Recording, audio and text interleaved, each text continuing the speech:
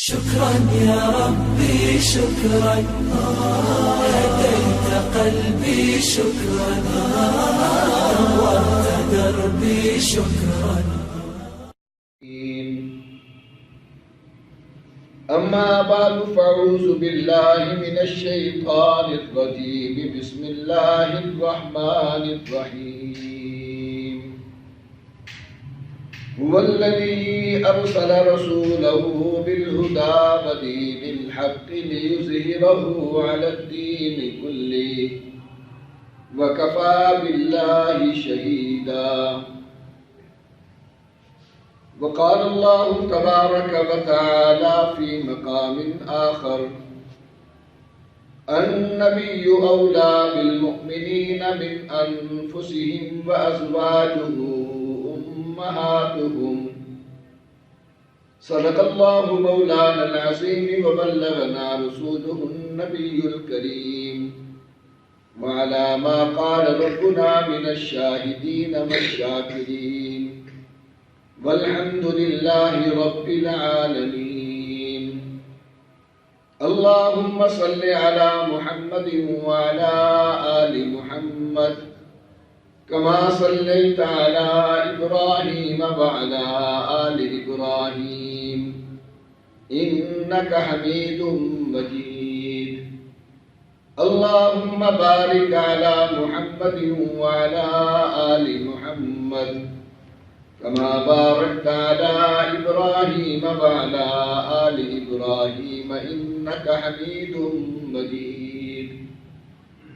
رب اشرح لي صدري ويسر لي أمري واحلل عقدة من لساني يفقهوا قولي.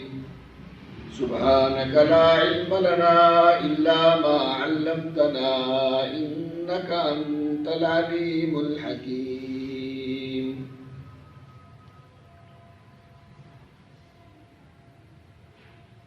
قابل صد احترام میرے محترم بزرگوں، دوستوں، میری قابل قدر مسلمان ماؤں، بہنوں، بیٹیوں، عزیز بچوں،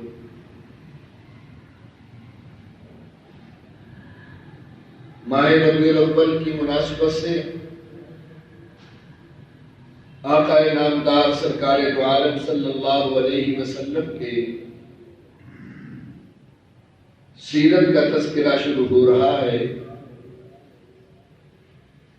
گزشتہ جمعات سے بھی یہ سلسلہ میں نے ولادت سے شروع کیا اور میرے آقا سرکار دو عالم صلی اللہ علیہ وسلم کے لڑکپن تک اس زندگی کے سفر کو میں نے آپ تک گزشتہ جمعے تک پیش کیا تھا. آج اس سے آگے کی زندگی کا تذکرہ کروں گا.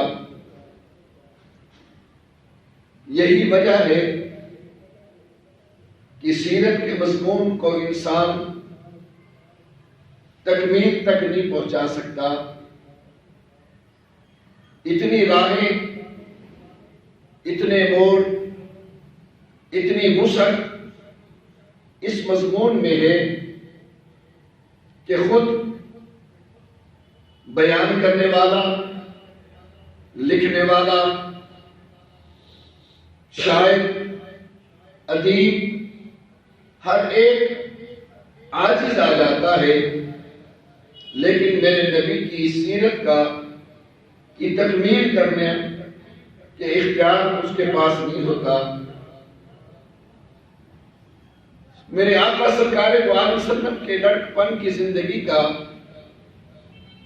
کچھ منظر میں نے گزشتہ جمعے پیش کیا تھا.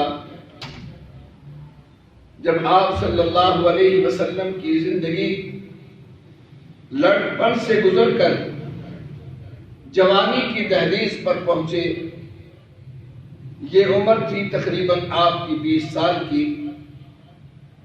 اسی عمر میں آپ مکہ کے اندر صادق اور امین کے نام سے مشہور ہو گئے اور یہی وجہ تھی کہ میرے آقا سرکار دو عالم وسلم کے ان صفات کے پیش نظر مکہ کی رئیسہ سیدہ خدیجہ رضی اللہ تعالی عنہا، ان کے کانوں تک یہ آواز پہنچی. وہ خود اس چیز کی طالب تھی کہ مجھے کوئی شخص دیانت دار مل جائے، امانت دار مل جائے. پیغمبر کی اس شہرت کو ہی دیکھ کر اس نے سرکار دو عالم صلی اللہ علیہ وسلم کی ذات اطہر کو اپنا سامان تجارت لے کر ملک شام جانے کی پیشکش کی اور آپ کو معاوضہ بھی دگنا دینے کا عہد کیا.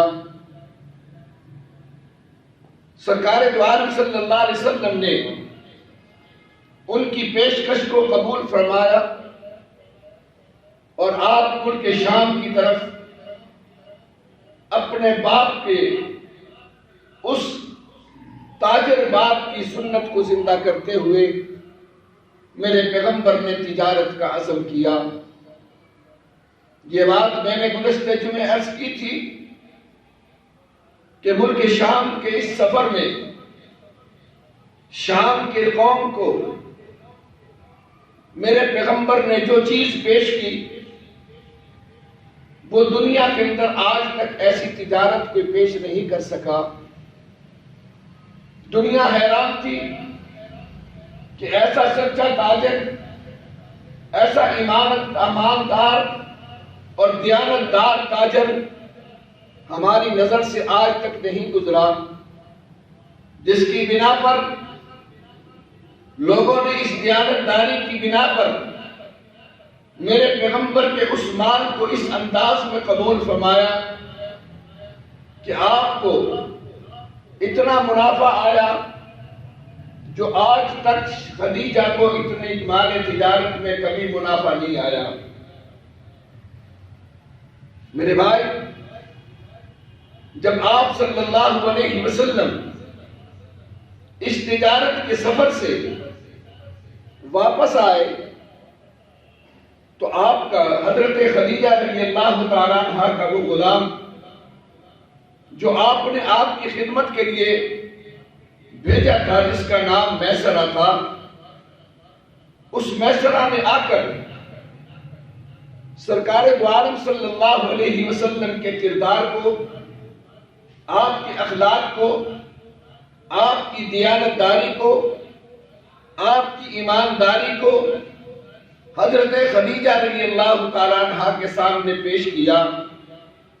اور اسی سفر کے دوران میں وہ نستورہ راہب کی بھی منظر کشی کی، جس نے آپ کو دیکھ کر اقرار کیا تھا کہ آپ نبی آخر الزماں ہیں، آپ کے سر پر نبوت کا تاج سجایا جائے گا.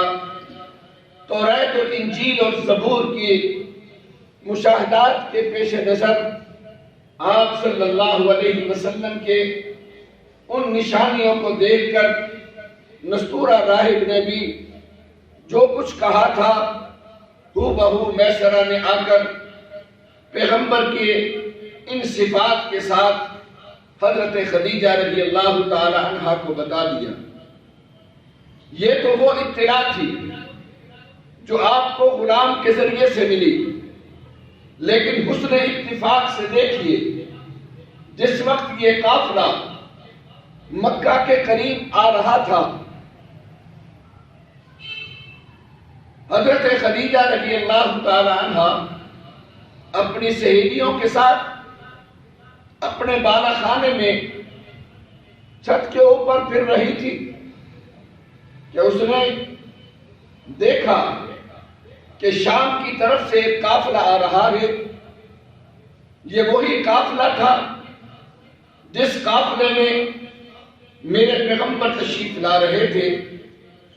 یہ منظر خدیجہ کی آنکھوں نے ایک اور دیکھا کہ سرکار دو عالم صلی اللہ علیہ وسلم کی ذات کے گھر کے اوپر دو پرندوں نے سایہ کیا ہوا تھا. یہ منظر بھی خدیجہ کی نظر سے گزرا تو خدیجہ سمجھ گئی کہ یہ کوئی شخصیت عام نہیں ہے، یہ شخصیت کو خاص ہے۔ اس مال تجارت کے سفر کے بعد حضرت خدیجہ رضی اللہ تعالیٰ عنہ کے دل میں آپ کی وہ محبت، آپ کی وہ لگن، وہ پیار جو ابھرا ہوا تھا، حضرت خدیجہ اب اس کی اور تحقیق میں لگی ہوئی تھی۔ حضرت خدیجہ رضی اللہ تعالیٰ عنہ کے ایک عزیز رشتہ دار بھی ایک بہت بڑے پرانے راہب تھے، عالم تھے، توریت اور انجیل اور زبور کے، ورقہ بن نوفل۔ ان کے پاس جا کر حضرت خدیجہ رضی اللہ تعالیٰ عنہ نے میرے پیغمبر کی ان خاصیتوں کو پیش کیا اور اپنا ایک خواب بھی بیان کیا۔ حضرت خدیجہ کہتی ہے کہ مجھے خواب میں نظر آیا کہ سورج آسمان کا ٹوٹ کر میری جھولی میں آ گرا۔ اس کی تعبیر بتانے والوں نے یہی بتائی کہ تم نبی آخر الزماں کی زوجہ محترمہ بنے گی اور وہ واقعی سورج آپ کی جھولی میں آ گرے گا۔ ان ساری چیزوں کے پیش نظر خدیجہ نے آخر یہ فیصلہ کر لیا اور سرکار دو عالم صلی اللہ علیہ وسلم کی ذات اطہر کو اپنی سہیلی نفیسہ کے ذریعے سے پیغام نکاح بھیجا۔ میرے آقا سرکار دو عالم صلی اللہ علیہ وسلم کی ذات کو جب یہ پیغام پہنچا، آپ نے اس کا مشورہ اپنے چچا ابو طالب سے کیا۔ مسلمان بھائی، ابو طالب خود حیران ہو گئے۔ کیوں حیران ہو گئے؟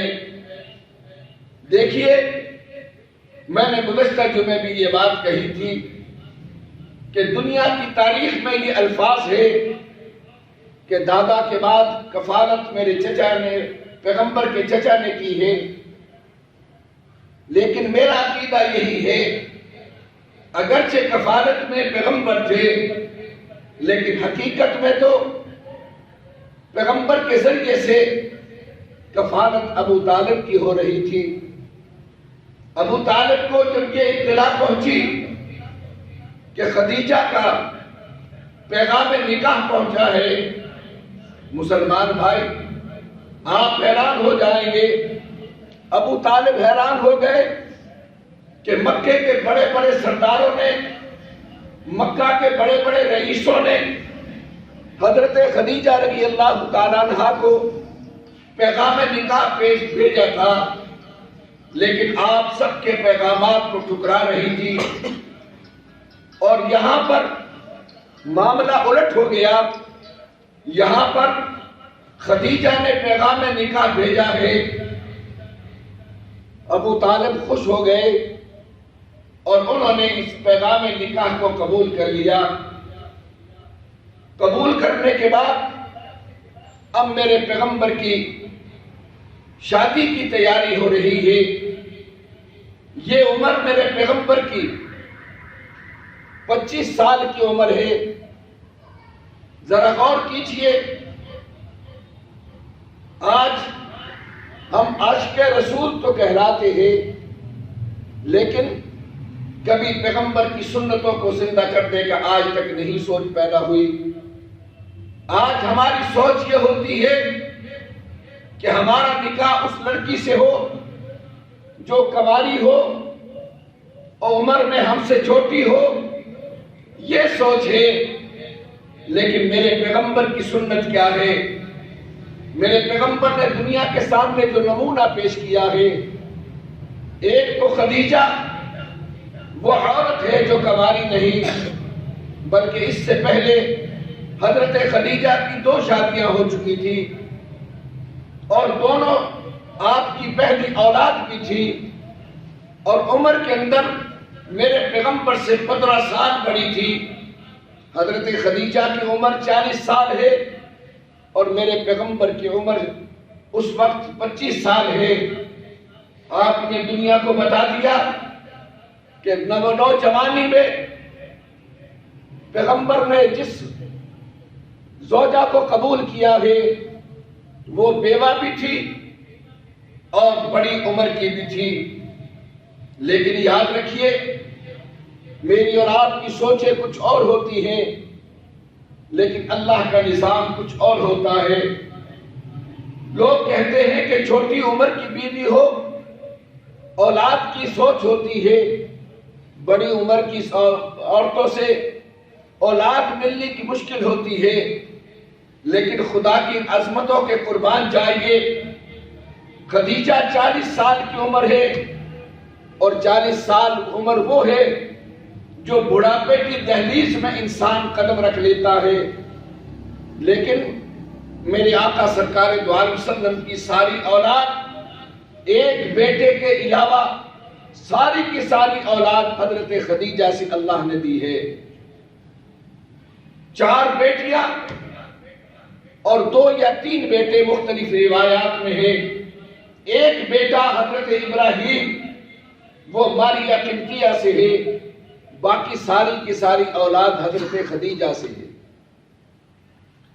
مسلمان بھائی، سرکار دو عالم صلی اللہ علیہ وسلم کے شادی کی تیاریاں شروع ہو گئی اور آپ کی وہ بارات آپ دلہن لینے کے لیے خدیجہ کے دروازے پر جب پہنچے تو آپ کے ساتھ مختصر دوست تھے، آپ کے چچا تھے کچھ اور اسی طرح جو آج میں بتانا چاہتا ہوں، سرکار دو عالم صلی اللہ علیہ وسلم کے ایک بچپن کے دوست جس کو ابو بکر صدیق کہتے ہیں، یہ ان کی بچپن کی یاری ہے اور آپ سے 2 سال عمر کے چھوٹے ہیں، حضرت ابو بکر صدیق رضی اللہ تعالیٰ عنہ، جو بچپن کے دوست ہونے کے ساتھ ہر موڑ کے ساتھ میرے پیغمبر کے ساتھ رہے ہیں۔ اور آج میں کہنا چاہتا ہوں کہ ابو بکر نے جو میرے پیغمبر دلہا بن کر دلہے والا سوٹ پہن کر جب میرا پیغمبر جا رہے تھے، آپ کو معلوم ہونا چاہیے یہ سوٹ پہنانے والا بھی ابو بکر صدیق ہے۔ مسلمان بھائی، میں بات یہ کہہ رہا تھا کہ ابو طالب کے پاس جب یہ خبر پہنچی کہ خدیجہ جیسی رئیسہ لین لات مکہ کی بہت بڑی تاجر، اور تاریخ کے اوراق اٹھائیے، پورے مکہ کے جتنے تاجر تھے ان سارے تاجروں کا مال ایک طرف اور خدیجہ اکیلی کا مال تجارت اس سے زیادہ ہوگا۔ اتنی بڑی لین لاٹ عورت آج نبی کو خود پیغام نکاح دے رہے ہیں۔ مسلمان بھائی، کیوں میں یہ بات کیوں کہنا چاہتا ہوں؟ چچا نے کفالت کی، ابو طالب نے کفالت کی، لیکن سرکار دو عالم صلی اللہ علیہ وسلم نے جب چچا سے اپنا رشتہ مانگا تو ابو طالب نے رشتہ دینے سے انکار کر دیا۔ یہ ہے میرے نبی کی سنت، میرے نبی کی سیرت۔ جس چچا نے میرے پیغمبر کو رشتہ نہیں دیا مانگنے پر، میرے پیغمبر نے اسی کے بیٹے کو رشتہ مانگنے پر فاطمہ کا رشتہ دے دیا۔ ذرا غور کر، علی نے رشتہ مانگا فاطمہ کا، میرے پیغمبر نے رشتہ دے دیا۔ میرے پیغمبر نے رشتہ مانگا چچا سے، چچا نے رشتہ نہیں دیا۔ خدا نے کہا ابو طالب تو اگر رشتہ نہیں دیتا تو میں اپنے لاڈلے محبوب کو وہ رشتہ دینا چاہتا ہوں جو رشتہ میرے پیغمبر کو غنی کر دے گا۔ مسلمان بھائی، یہ 2 شخصیتیں ہیں، ایک ابو بکر، ایک خدیجہ۔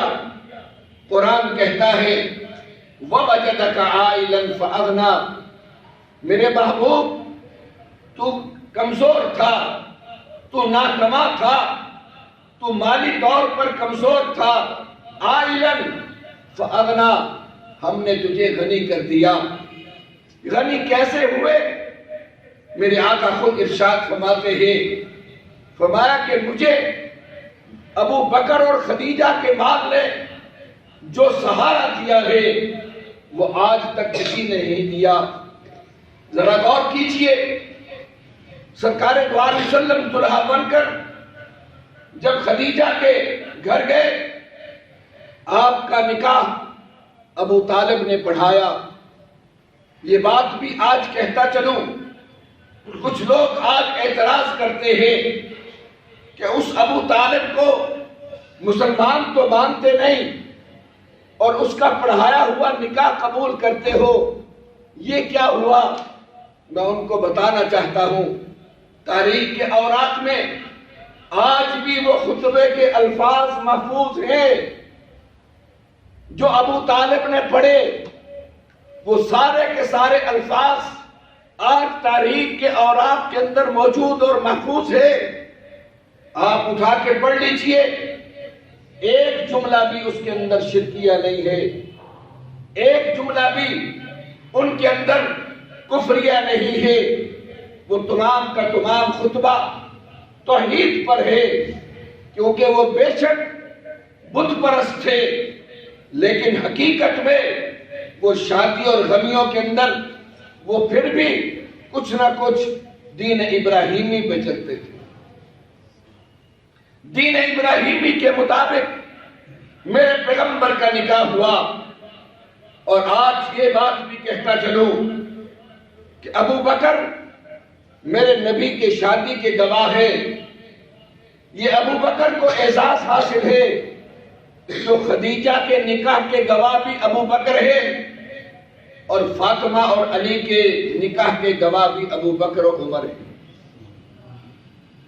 ابو بکر، آج کوئی شخص اگر ابو بکر کی عظمت کو نہیں مانتا، میں ان کو بتانا چاہتا ہوں، جو فاطمہ کو مانتا ہے اس کو ابو بکر ماننا پڑے گا، کیونکہ فاطمہ کی ماں کے نکاح کے گواہ بھی ابو بکر ہے اور فاطمہ کے نکاح کے گواہ بھی ابو بکر ہے۔ اگر اس پر گواہوں پر چرا ہوتی ہے تو یہ فاطمہ اور خدیجہ کی عزت پر حرف آتا ہے۔ اس لیے ہمارا عقیدہ ہے کہ ابو بکر و عمر میرے پیغمبر کے وہ جانثار ہیں، وہ وفادار ہیں، جن کی دولت کے ذریعے سے میرے پیغمبر کو اللہ رب العزت نے عظمتوں سے نوازا۔ مسلمان بھائی، 500 درہم پر حضرت خدیجہ کا نکاح ہوا، اور نکاح ہونے کے بعد آج ذرا غور کیجئے، آج ہماری بھی شادیاں ہیں، ہم بھی شادیاں کر رہے ہیں، اور ہماری شادیوں کے بعد پھر جو کچھ نظام بن رہا ہے وہ شادیاں کامیاب نہیں ہو رہی۔ اس کی وجہ کیا ہے؟ صرف اور صرف اس کی وجہ یہ ہے کہ آج ہم سامنے شادیوں کے اندر جو چیز دیکھنے کی ہے وہ نہیں دیکھی جاتی۔ ہم کیا دیکھتے ہیں؟ دولت دیکھتے ہیں، بینک بیلنس دیکھتے ہیں، جبکہ میرے پیغمبر کی ذات نے خدیجہ کے مال و دولت کو نہیں دیکھا، خدیجہ نے میرے نبی کے کمزوری کو نہیں دیکھا، بلکہ میرے پیغمبر کی صداقت کو دیکھا، میرے پیغمبر کی امانت کو دیکھا، میرے پیغمبر کی دیانت کو دیکھا۔ یہ وہ چیزیں تھی جو خدیجہ نے دیکھی۔ اور میں آج یہ بھی کہنا چاہتا ہوں، اٹھائیے تاریخ کے اوراق، یہ اعزاز میرے پیغمبر کو تو حاصل ہی تھا، لیکن تاریخ کے اوراق میں جیسے مکہ کی وادیوں میں میرا پیغمبر صادق اور امین کے نام سے مشہور تھے، حضرت خدیجہ طاہرہ اور پاکیزہ کے نام، عفیفہ کے نام سے مشہور تھی۔ وہ بھی پاکیزہ تھی، طاہرہ تھی۔ میرے پیغمبر نے بھی اس کی پاکیزگی کو دیکھا، صرف پاکیزگی نہیں بلکہ تاریخ کے اوراق میں یہاں تک لکھا ہے حضرت خدیجہ بے شک جہالت کے دور میں تھی، لیکن اس کے باوجود وہ بھی بت پرستی سے نفرت کرتی تھی، بتوں سے اعراض کرتی تھی، بتوں پہ چڑھاوے نہیں چڑھاتی تھی۔ یہ ان کی خاصیتیں تھی۔ اللہ رب العزت نے میرے پیغمبر کے لیے جن شخصیات کا انتخاب کیا ہے وہ بھی صفات کی حامل تھی۔ حضرت خدیجہ رضی اللہ تعالیٰ عنہا کا جب نکاح ہوا، نکاح ہونے کے بعد پہلا اعلان تو خدیجہ نے کیا، وہ ذرا غور کیجئے۔ ہمارے ہاں دستور کیا ہے، اگر بیوی دولت مند آ جائے تو وہ ساری زندگی شوہر کو جینے نہیں دیتی، شوہر کو تانے دیتی رہتی ہے، شوہر کو ڈانٹتی رہتی ہے، شوہر اس کا غلام بن جاتا ہے کہ پیسے والی ہے۔ لیکن میرے نبی کی سیرت پڑھیے، آپ کو وہ بیوی ملی جو لینڈ لارڈ تھی، مکے کی رئیسہ تھی، لیکن آج خدیجہ نے دنیا کی مستورات کو جو پہلا پیغام دیا وہ آج نوٹ کر کے جائیے اور اپنے گھر کے ماحول کے اندر خدیجہ جیسی عورت کو کے کردار کو پیش کیجئے۔ ہماری مستورات مائیں بہنیں بیٹیاں آج ان چیزوں کو اپنائے۔ خدیجہ نے نکاح ہونے کے بعد پہلا اعلان دنیا کی تاریخ میں جو کیا وہ آج سننے کے قابل ہے۔ خدیجہ کھڑی ہو کر کہتی ہے، لوگوں آج سے میرا نکاح محمد بن عبداللہ سے ہو چکا ہے۔ اس وقت میرا پیغمبر محمد الرسول اللہ نہیں بنے تھے، محمد بن عبداللہ تھے، تو میرا نکاح محمد بن عبداللہ سے ہو گیا ہے۔ جب میرا نکاح ہو گیا ہے، میری ذات میرا نفس ان کا ہو گیا ہے، تو اب میری کوئی چیز میری نہیں ہے، ساری دولت، سارا مال، ساری ہر چیز میری جو ہے وہ آج محمد کے ہاتھ میں ہے۔ یہ جذبہ، یہ شوق آج کی مستورات میں نہیں۔ خدیجہ کا یہ کردار آج ہمیں ہماری مستورات کو یہ پیش کر لینا چاہیے۔ لیکن اگلی بات بھی کہتا چلوں گا، مثال کے طور پر اگر آج ہماری کوئی عورت ہوتی اور ہمیں دولت کے پر یوں سانپ بنا کے بٹھا دیتی تو ہم کیا کرتے؟ ہم بھی پھر عیاشیوں میں وہ دولت گواتے، ہم بھی اس پیسے کو دنیا کی عیاشیوں پہ خرچ کرتے۔ اگر ادھر کردار ہے خدیجہ کا کہ انہوں نے اپنی دولت کو محمد الرسول اللہ پہ قربان کی ہے، میرے پیغمبر نے بھی اس قربانی کی لاج یوں رکھی کہ خدیجہ کی اس دولت کو اپنی عیش و عشرت پہ صرف نہیں کیا، بلکہ اس دولت خدیجہ کو کہاں صرف کیا؟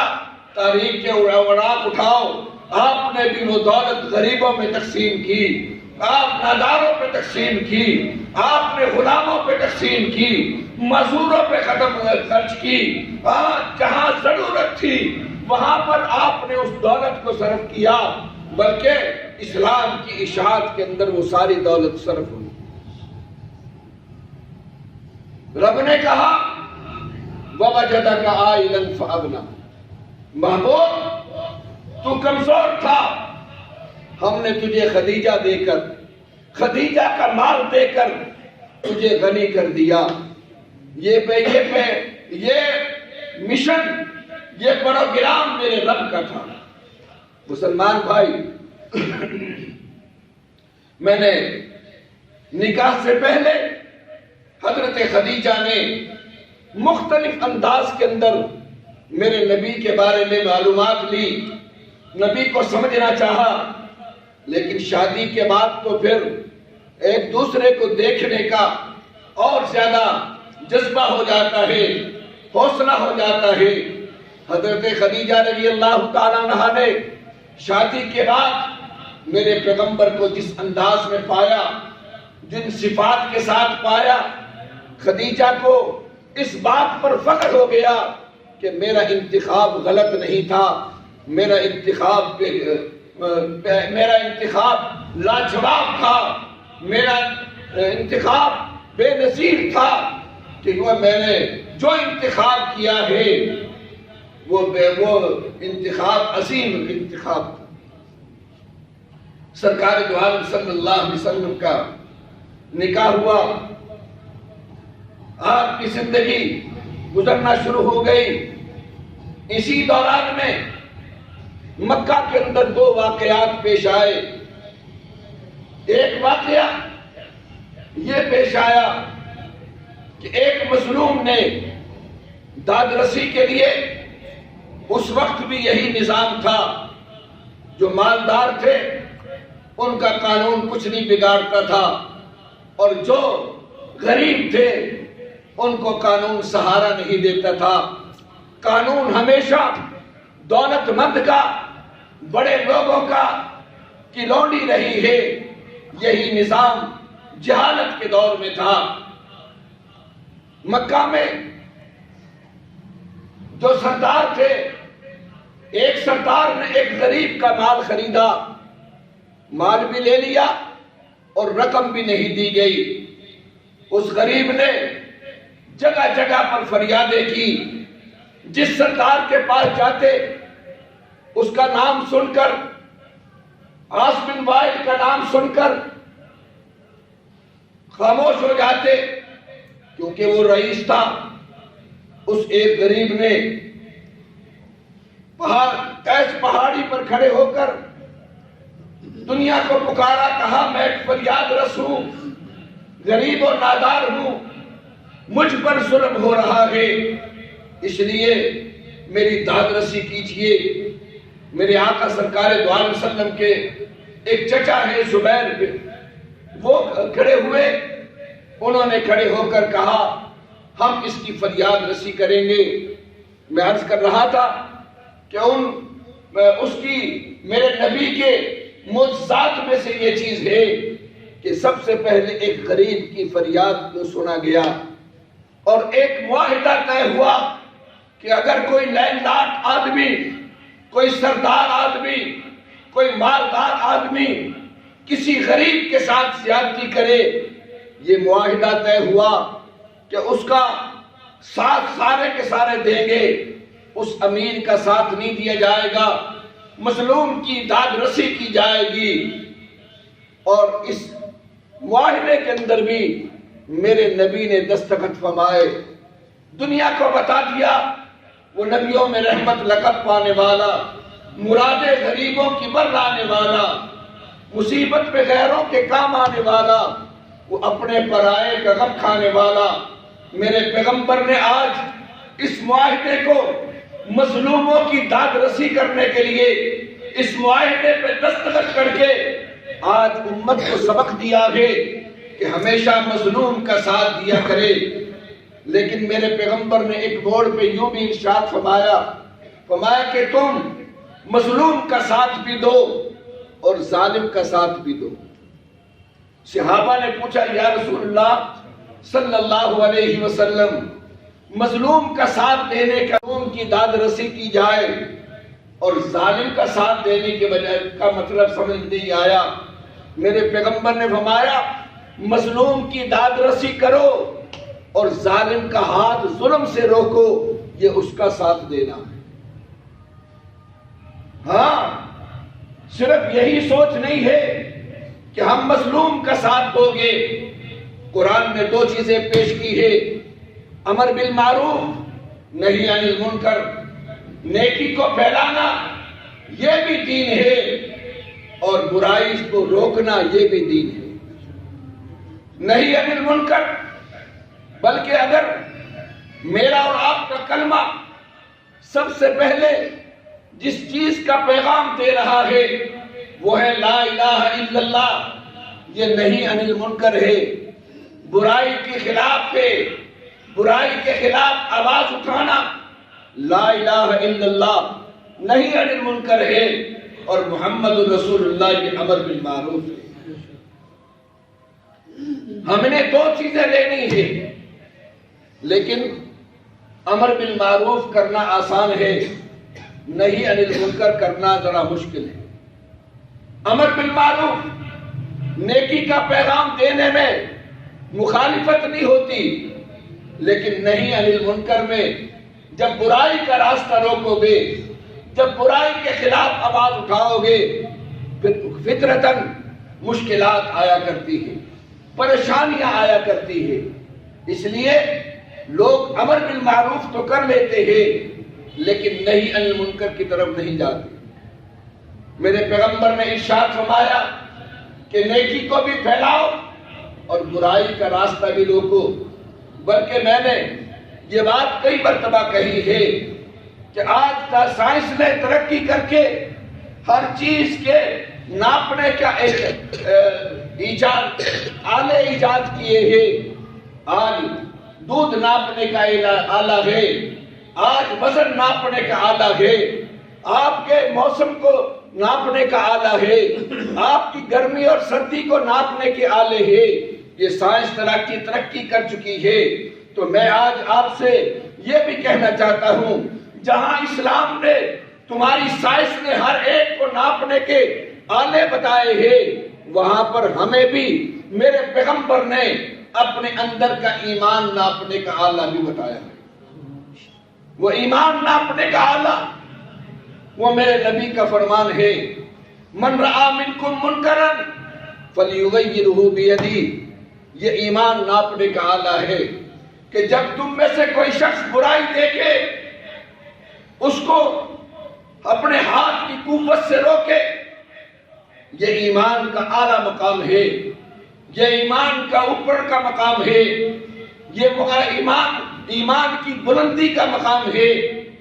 لیکن کمزوروں کو بھی اسلام نے راستہ بند نہیں کیا۔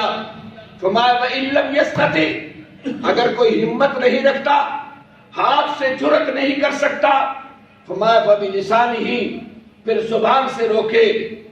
وَإِن لَّمْ يَسْتَطِعْ، ہو سکتا ہے اس سے بھی کوئی کمزور ہو، کیونکہ ہاتھ سے روکنے کے اندر مشکلات زیادہ آتی ہے، اور زبان سے چلانے کے اندر بھی بہت سی مشکلات آتی۔ وَإِن لَّمْ يَسْتَطِعْ، تیسرا درجہ، فَمَا فَبِقَلْبِهِ، اپنے دل سے اس برائی سے نفرت کیے جائے۔ اس برائی سے نفرت کرنا، وَذَلِكَ أَضْعَفُ الْإِيمَانِ، یہ ایمان کا ادنا حصہ ہے۔ آج اللہ ہمیں معاف فرما دے، ہماری نظریں آج بے حیائی کو دیکھتی ہے، برائی کو دیکھتی ہے، کسی کے غلط کردار کو دیکھتی ہے۔ ہماری عادت یہ ہے، ہم اس کو روکنے کی کوشش نہیں کرتے، نہ ہاتھ سے نہ زبان سے۔ چلو اگر ہم کمزور ہیں، نہیں کر سکتے، تو کم از کم ان سے نفرت تو کرنی چاہیے۔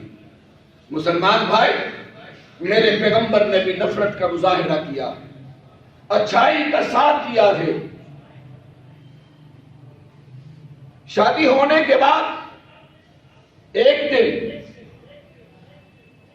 آپ کے چچا نے، آپ کی پھوپھیوں نے ایک پروگرام تشکیل دیا، اور وہ پروگرام تھا بتوں کو چڑھاوا دینے کا۔ سرکار دو عالم وسلم کو کہا گیا کہ تم نے یہ کام کرنا ہے، اب بتائیے میرا نبی شرک والا کام کیسے کر سکتا ہے؟ آپ صلی اللہ علیہ وسلم نے جواب دے دیا، چچا بھی آپ سے غصے ہو گیا، پھوپھیاں بھی ناراض ہو گئی، اور جب یہ حالات آ گئے تو ایک موڑ پر حضرت خدیجہ رضی اللہ تعالیٰ عنہ نے آپ صلی اللہ علیہ وسلم کو اس کیفیت کو دیکھ کر کہا، پیغمبر کے سامنے عرض کی کہ اگر یہ حالات ایسے ہیں تو کوئی بات نہیں، آپ بھی پھوپھیوں کا لاج رکھ لیتے۔ تو سرکار دو عالم وسلم نے حضرت خدیجہ کو شدت سے انکار کیا اور نفرت کا مظاہرہ کیا، یہ پہلی پیشکش تھی جو خدیجہ کی رد کی گئی، ورنہ خدیجہ کی بات کو میرے پیغمبر نے کبھی رد نہیں فرمایا۔ آج ہمیں کہا جاتا ہے، آج جواز بنایا جاتا ہے، مولوی جی برادری نہیں مانتی، مولوی جی دوست نہیں مانتے، جماعت نہیں مانتی۔ یاد رکھیے، یہ سوچ پیدا کیجئے، ہمارے لیے میرے نبی کی زندگی نمونہ ہے۔ سگے چچا ہو کر اٹھاؤ تاریخ، وہ آگے تذکرہ آ رہا ہے کہ کسی بورڈ پر میرے پیغمبر کو چچا نے بھی کہا شرک کیجئے، پھوپھیوں نے بھی کہا شرک کیجئے، لیکن میرے پیغمبر نے نہ چچا کے منہ کو دیکھا، نہ برادری کو دیکھا، نہ بیوی کا کہا مانا، یہ ہر چیز کو ٹھکرا دیا۔ ہمارے لیے بھی یہی حکم ہے۔ خود میرے پیغمبر کا ارشاد ہے، فرمایا لا طاعت المخلوق فی معصیت الخالق، مخلوق کی وہ اطاعت نہ کر جس میں خالق کی نافرمانی ہو۔ خالق کی نافرمانی میں اگر رکاوٹ باپ بنتا ہے چھوڑ دیجئے، ماں بنتی ہے چھوڑ دیجئے، اولاد بنتی ہے چھوڑ دیجئے، برادری بنتی ہے چھوڑ دیجئے، معاشرہ بنتا ہے چھوڑ دیجئے۔ ہمارے سامنے پیغمبر کی سیرت ہونی چاہیے۔ ہر چیز اللہ اس کے رسول کے حکم سے بالا، کوئی کسی کا حکم ہمارے لیے نہیں۔ مسلمان بھائی، اسی دوران میں ایک اور واقعہ پیش آیا کہ بیت اللہ کی دیواریں بوسیدہ ہو گئی اور مکہ والوں نے دیکھا، پہلے سوچ پیدا کی کہ مکہ کی یہ عمارت، بیت اللہ کی یہ عمارت کہیں گر نہ جائے۔ مشاورت ہوئی کہ اس بیت اللہ کو گرا کر دوبارہ بنا دیا جائے، لیکن مکہ والوں کے سامنے منظر تھا ابرہا کا، وہ ڈرتے تھے۔ ساروں نے کہا گرا تو دیں گے، لیکن بیت اللہ کو گرائے گا کون؟ کہیں خدا کے عذاب میں مبتلا نہ ہو جائے۔ اس پریشانی کے عالم میں سارے بچتے تھے۔ ایک شخص جس کا نام ولید بن مغیرہ، یہ کون ہے؟ یہ اس بہادر کا باپ ہے جس کو خالد بن ولید کہتے ہیں، جو سیف اللہ کے نام سے مشہور ہوتا ہے۔ اس کے باپ نے کہا کہ ہم تو بیت اللہ کو گرانا چاہتے ہیں، کوئی اس کی توہین کے تحت پیش نظر نہیں، بلکہ اس کے اصلاح کے لیے بیت اللہ کو گرا لینا۔ اگر کسی مسجد کو، عمارت اللہ کے گھر کو گرانا بطور توہین کے ہے تو وہ تو بری چیز ہے، اور اگر بطور اصلاح کے ہے یہ تو نہیں ہو سکتا۔ ولید بن مغیرہ نے حوصلہ دے کر کہا کہ اللہ کا عذاب نہیں آئے گا، اور اگر تم ڈرتے ہو تو پھر میں گراتا ہوں۔ سب سے پہلے کدال پکڑا اور بیت اللہ کی تھوڑی سی دیوار توڑی۔ رات کا وقت ہو گیا، ابھی بھی خان مکے والے ساتھ نہیں لگے۔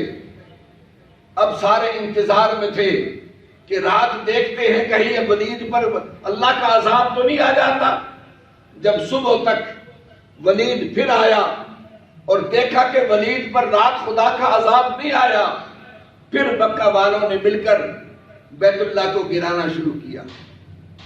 مسلمان بھائی، جب مکہ بیت اللہ کو گرا دیا گیا اور بیت اللہ کو گرا کر دوبارہ تعمیر کرنا شروع کیا، یہ بات بھی آج کہتا چلوں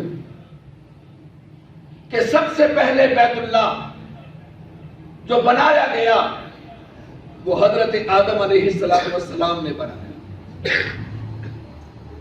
طوفان نوح آیا، اللہ نے اس گھر کو اٹھا لیا اور ساتھ میں آسمان پہ رکھ دیا، جو آج بھی وہاں موجود ہے، جس کا نام اب بیت المعمور ہے۔ فرشتے اس کا طواف کرتے ہیں۔ اس کے بعد دوبارہ حضرت ابراہیم علیہ السلام نے اس بیت اللہ کی تعمیر کی، اور جب یہ ابراہیم علیہ السلام نے تعمیر کی تو آپ نے دیکھا ہوگا کہ آج بیت اللہ جو ہے، بیت اللہ کے قریب ایک گول سی دیوار ہے جس کو حتیم کہتے ہیں۔ یہ حتیم بیت اللہ کے اندر کی جگہ ہے۔ حضرت ابراہیم علیہ السلام نے یہ سارا بیت اللہ بنایا تھا۔ 2 دروازے رکھے تھے، ایک داخل ہونے کے لیے، ایک نکلنے کے لیے، اور حتیم کا حصہ درمیان سارا بیچ میں تھا۔ اس کے بعد اب دوبارہ کفار مکہ، مشرکین مکہ نے جب بیت اللہ گرایا، انہوں نے پہلا عزم تو یہ کیا، یہ بھی آج سوچ پیدا کیجیے، کفار ہونے کے باوجود آج ان کی سوچ کیا آئی کہ ہم نے اللہ کے گھر کی تعمیر کرنی، ہمارے پیسوں کے اندر غلط بھی ہے، ناجائز بھی ہے، حرام بھی ہے، حلال بھی ہے۔ انہوں نے عزم کیا کہ اللہ کی گھر کی تعمیر کے اندر حلال رزق، حلال روزی، حلال مال لگنا چاہیے۔ انہوں نے اپنے جتنا مال اس کے پاس ہمت حلال کی تھی اتنا مال جمع کیا گیا۔ جب وہ پیسے جمع ہو گئے، بیت اللہ کی تعمیر شروع ہو گئی۔ اب دیکھا کہ پیسے کم ہیں اور بیت اللہ کی تعمیر پوری کرتے ہیں تو وہ بیت اللہ پورا تعمیر نہیں ہوتا۔ انہوں نے بیت اللہ کے حصے کو گرا دیا، چھوٹا کر دیا، اور وہ حتیم والی جگہ چھوڑ دی۔ حتیم والی جگہ چھوڑ کر ایک دروازہ لگایا گیا۔ اس انداز میں یہ تعمیر کی جیسے آج بیت اللہ بنا ہوا ہے، اس انداز کا یہ مشرکین مکہ نے تعمیر شروع کی۔ مسلمان بھائی، اور اگلی بات بھی کہتا چلوں، ایک دن سرکار دو عالم وسلم نے صحابہ کے سامنے تمنا کی کہ میرا دل چاہتا ہے کہ میں اس بیت اللہ کو گرا کر اس طرح بنا لوں جیسے میرے باپ ابراہیم نے بنایا۔ سرکار دو عالم وسلم کے وصال کے بعد حضرت عبداللہ ابن زبیر رضی اللہ تعالیٰ عنہ، جو حضرت اسماء بنت ابو بکر کے بیٹے ہیں، انہوں نے جب یہ مکہ کے گورنر بنے، انہوں نے اپنے پیغمبر کی تمنا کے مطابق اس بیت اللہ کو گرایا اور پھر اس طرح تعمیر کر دیا جیسے ابراہیم علیہ السلام نے تعمیر کیا۔ کچھ عرصہ کے بعد حجاج بن یوسف نے مکہ پر حملہ کیا، حضرت عبداللہ ابن زبیر کو شہید کیا، اور حضرت عبداللہ ابن زبیر کا بنایا ہوا بیت اللہ بھی گرا کر دوبارہ پھر اسی طرح بنا دیا۔ حجاج بن یوسف کے بعد پھر علماء نے بعد میں سوچا کہ پھر بیت اللہ کو اس طرح بنا دیا جائے۔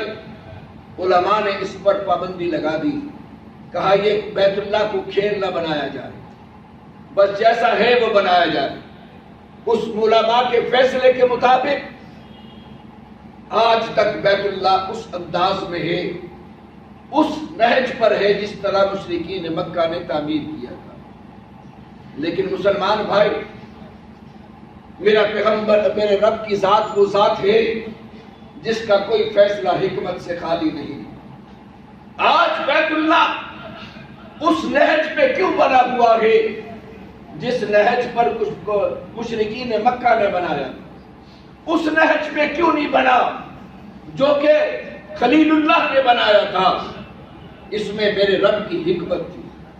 وہ حکمت کیا تھی؟ وہ آج کل کے ماحول ہے۔ آج بیت اللہ کا دروازہ کھلتا ہے بادشاہوں کے لیے، ملکوں کے سرداروں کے لیے، ملک کے بادشاہوں کے لیے، وہ دروازہ کھلتا ہے، ہم جیسے غریبوں کے لیے وہ دروازہ نہیں کھلتا ہے۔ خداوند قدوس کو تو معلوم تھا کہ ایک دور آئے گا کہ یہ بیت اللہ بڑے بڑے بادشاہوں کے لیے اس کا دروازہ کھلے گا۔ ہمارے سربراہ بھی آ کر آج فخر سے کہتے ہیں، مشرف بھی کہتا تھا میرے لیے بیت اللہ کے دروازے کھلے، عمران خان بھی کہتا ہے میرے لیے بیت اللہ کے دروازے کھلے۔ میں کہا کرتا ہوں یہ تمہارا فخر کی بات نہیں ہے، یہ تمہارا مقدر نہیں ہے، اب کھلوا کے دکھا مشرف، اب جا کے دکھا کہ تیرے لیے دروازہ کھلے گا۔ یہ کمال بھی تمہارا نہیں، یہ کمال ہے اس پاکستان کا کمال ہے جس کی بنیاد لا الہ الا اللہ کے نام پر ڈالی گئی۔ یہ تو پاکستان کا کردار ہے کہ تم پاکستان کے وزیر اعظم نہ ہوتے، صدر نہ ہوتے تو یہ دروازے تمہارے لیے بھی نہ کھلتے۔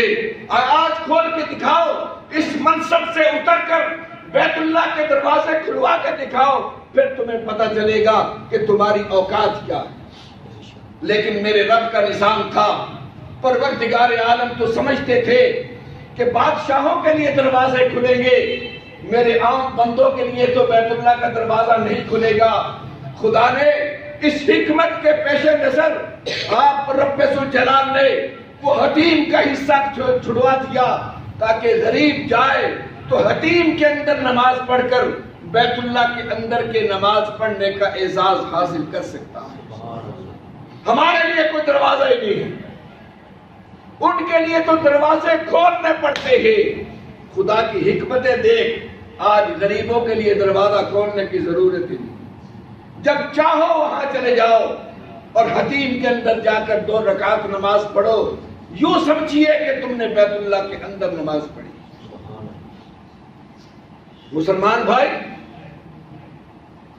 مشرکین مکہ نے بیت اللہ کی تعمیر شروع کی اور یہ تعمیر پہنچی وہاں تک جہاں پہ حجر اسود نصب کرنا۔ اب وہاں پر یہ جب پہنچے تو حالات یہ ہو گئے، اب ایک قبیلہ کہتا تھا کہ ہمارا سردار بیت اللہ حجر اسود کو نصب کرے گا، دوسرا قبیلہ کہتا تھا ہم نے کریں گے۔ اس حالات کے اندر لڑائی شروع ہو گئی۔ 5 دن تک تعمیر بند رہی۔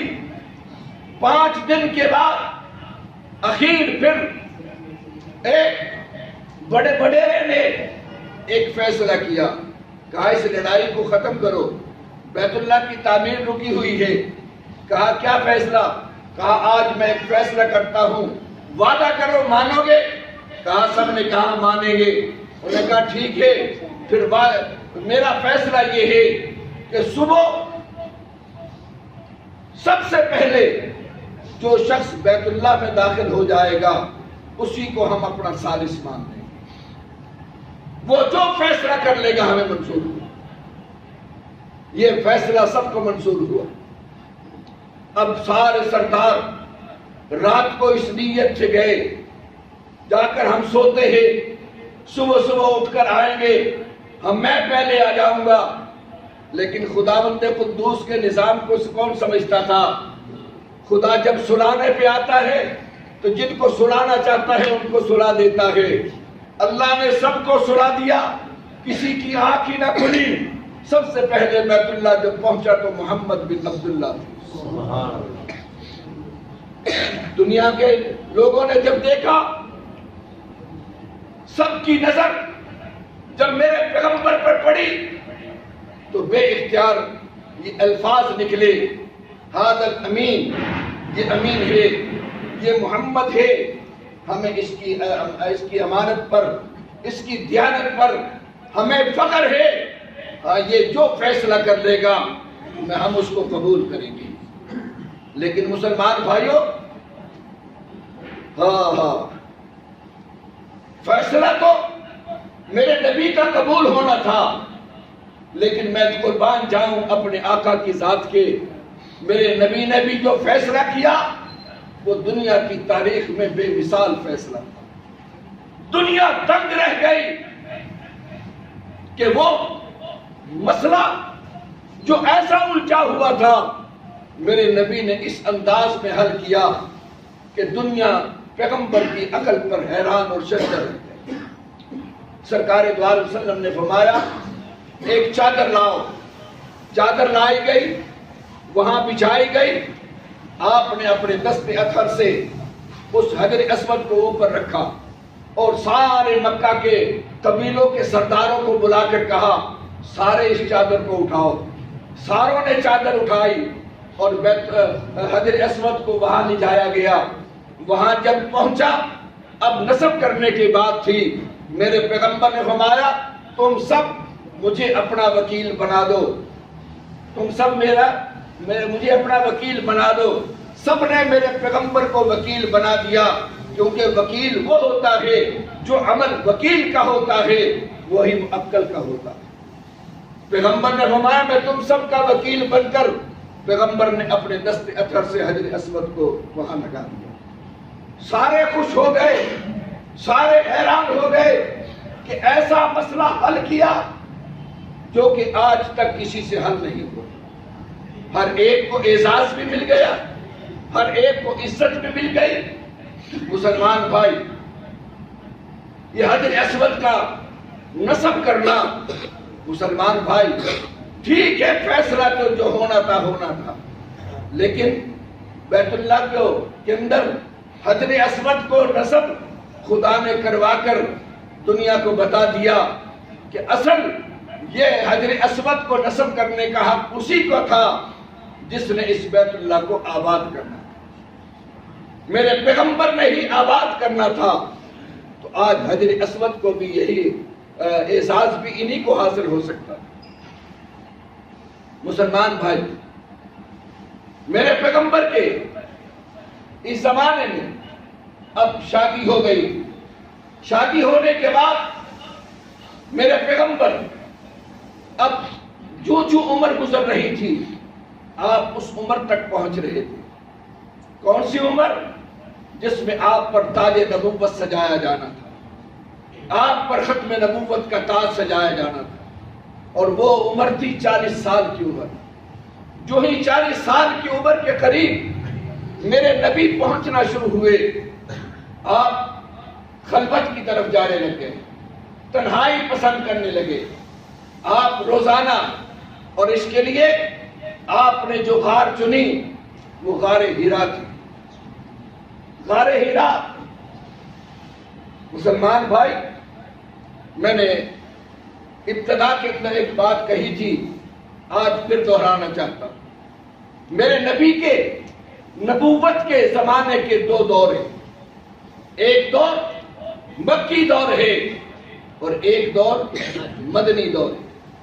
اور آپ حیران ہوں گے، اللہ تیری عظمتوں کے قربان جائیے، مکی دور کی ابتدا بھی غار سے ہوتی ہے اور مدنی دور کے آغاز بھی ایک غار سے ہوتا ہے۔ فرق اتنا ہے، مکی دور کا آغاز غار ہرا سے ہوتا ہے اور مدنی دور کا آغاز غار ثور سے ہوتا ہے۔ سبحان اللہ۔ اللہ نے ان دو غاروں کو چنا ہے۔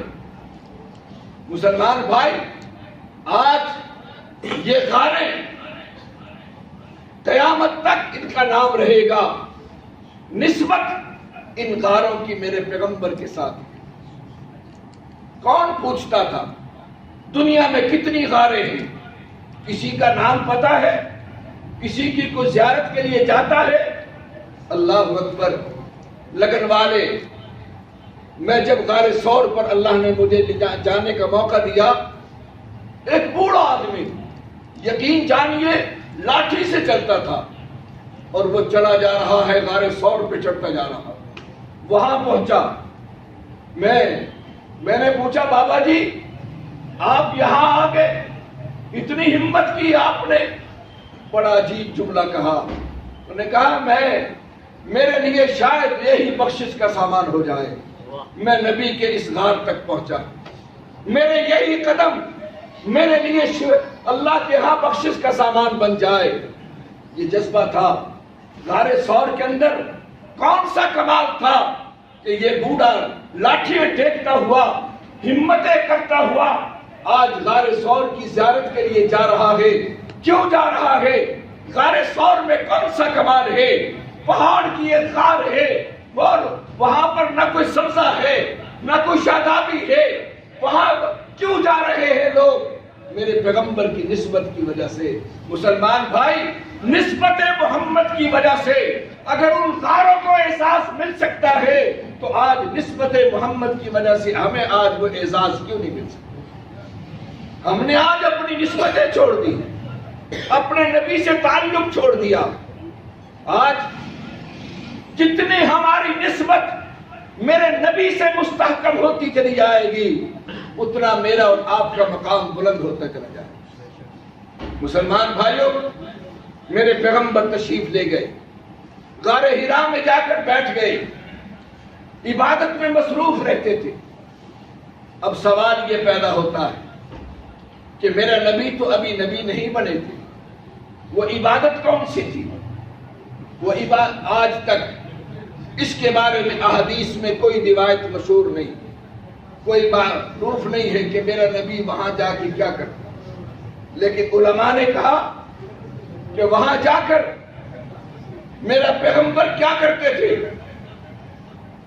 کچھ عبادتیں ایسی بھی ہوتی، ان فی خلق السماوات والارض واختلاف اللیل والنہار لآیات لأولی الالباب۔ اللہ فرماتے ہیں ہم نے آسمان اور زمین کی تخلیق کی، رات اور دن کا اختلاف پیدا کیا۔ اللہ کیوں پیدا کیا؟ فرمایا کہ لآیات لأولی الالباب، تاکہ عقل والے اس سے نشانیاں تلاش کریں۔ رات اور دن سے کیا نشانیاں ملتی ہیں؟ قرآن کہتا ہے اولی الالباب، لیکن اس سے فائدہ، ان سے سبق کون سیکھے گا؟ عقل والا، اولی الالباب۔ اب ہمارے ہاں عقل والا کون ہے؟ ہم تو جب دنیا کی سائنس کو دیکھتے ہیں ہم کہتے لو جی انگریز بڑا سیانا سی، کیا سوچ ہے؟ واہ مسلمان تیری سوچ کو قربان جاؤں۔ آج کے مسلمان کی زبان سے جملہ کیا نکلتا ہے؟ وہ جی سائنسدان اور انگریز بڑا سیانا سی۔ یہ سیانا تھا جو اپنے خالق کو نہیں پہچان سکا، جو اپنے نبی کو نہیں پہچان سکا، جو اپنے محسن کو نہیں پہچان سکا، وہ اس کو تم سیانا سمجھتے ہو؟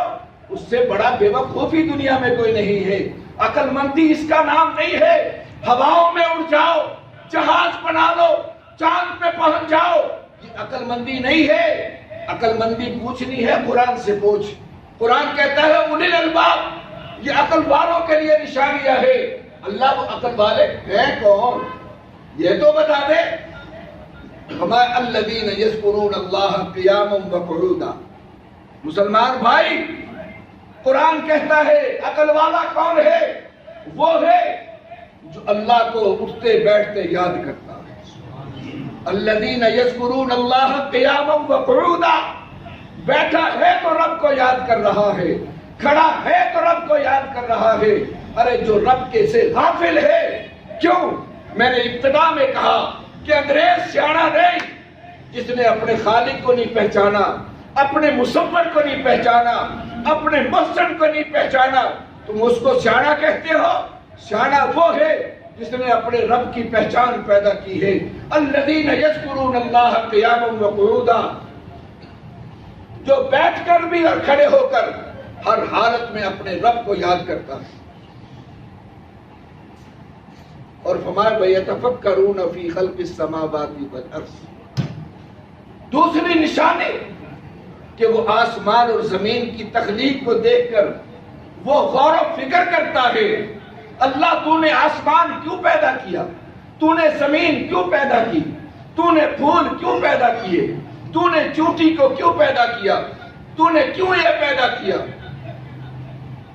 ہاں ہماری سوچیں بھی آتی، کبھی کبھی چونٹی یہاں چڑھ کر کان پہ چک مار لے اور کٹی کر لے اور ہماری ایک دفعہ پی نکل جاتی ہے اور ہماری زبان سے اللہ تو کیڑی کیوں پیدا کی تھی؟ ہاں تمہیں کیا پیدا؟ اللہ نے یہ چیزیں کیوں پیدا کی؟ کائنات کی ہر چیز اللہ نے بنائی ہے صرف تیرے لیے، اور تو پیدا کیا ہے رب نے اپنے لیے۔ ساری کائنات کو اللہ نے انسان کے لیے پیدا کیا۔ گزشتہ بقرہ عید کے موقع پر میں نے ایک سوال کیا تھا، اور سوال کیا تھا؟ میں نے سوال کیا تھا، میں نے بقرہ عید پر تم جانور ذبح کر رہے ہو، جانور ذبح کرتے ہو۔ اب جانوروں کی دو قسمیں ہیں، ایک وہ جانور ہے جس کو بندہ خود مارتا ہے، یعنی ذبح کرتا ہے۔ جو جانور، جس جانور کو بندہ مار دے ہم کہتے ہیں جی وہ حلال ہے، اور جو جانور، جس جانور کو خدا مار دے ہم کہتے ہیں حرام ہو گیا۔ کہتے کہ نہیں کہتے؟ جس کو جانور کو خدا مارے ہم کہتے ہیں حرام ہو گیا، اور جس کو بندہ مارے اس کو کہتے ہیں حلال ہو گیا۔ اور اس کے برعکس جو بندہ اپنے آپ کو مار کر اپنے آپ کو مار دے ہم کہتے ہیں حرام موت مر گیا، خودکشی کر لی، حرام موت مر گیا۔ اور جس بندے کو خدا مار دے ہم کہتے ہیں حلال موت مر گیا۔ یہ الٹ نظام کیا؟ یہاں جس کو خدا مارے ہم اس کو کہتے ہیں حلال اور موت مرا، اچھی موت مرا، اور جو خود اپنے آپ کو مار کر مر جائے ہم کہتے ہیں حرام موت مر گیا۔ اور جانور کے معاملے میں جس کو اللہ مار دے ہم کہتے ہیں حرام موت مر گیا، حرام ہے، اور جس کو بندہ خود مار دے اس کو کہتے ہیں حلال ہے۔ اس کی وجہ کیا؟ کبھی غور کیا؟ صرف یہ بات بتانا چاہتا ہوں، حقیقت میں جو چیز جس کے لیے پیدا ہوئی اگر وہ اس کی مرضی سے مرتی ہے تو وہ حلال ہے، اگر وہ اس کی مرضی سے نہیں مرتی تو حرام ہے۔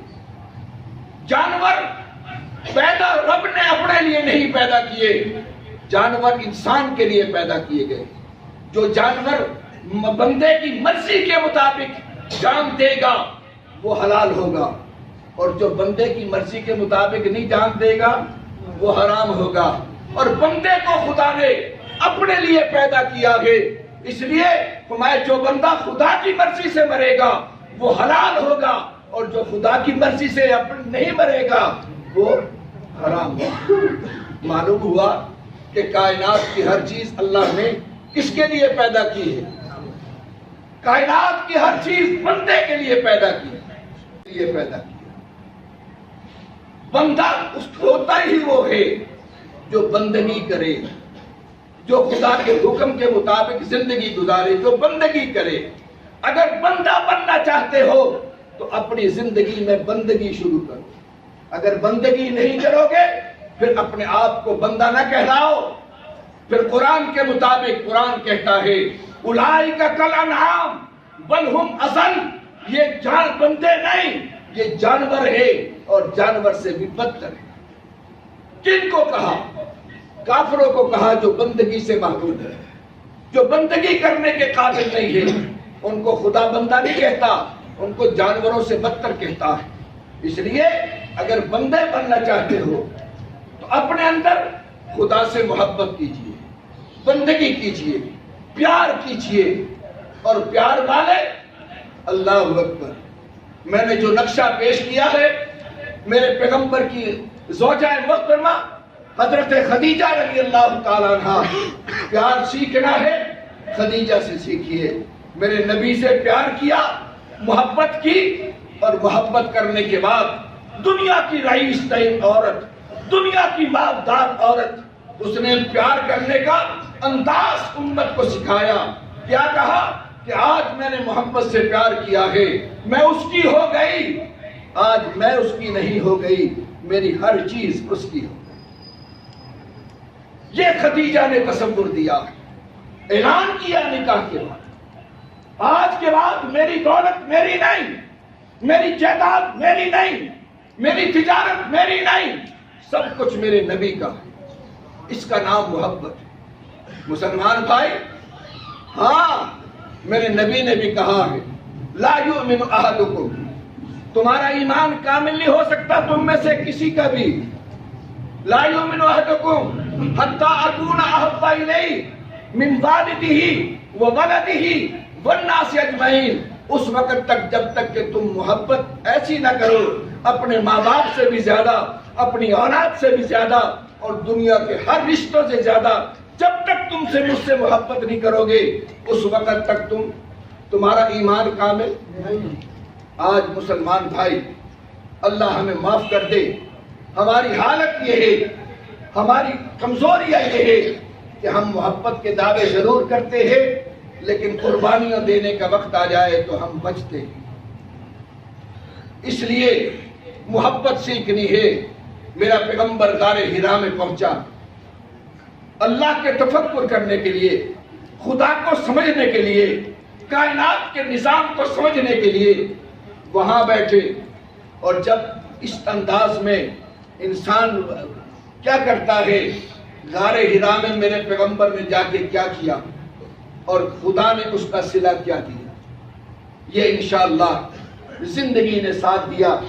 تو آئندہ جو میں اس کی تفصیل بیان کروں گا. اب میں بات ہماری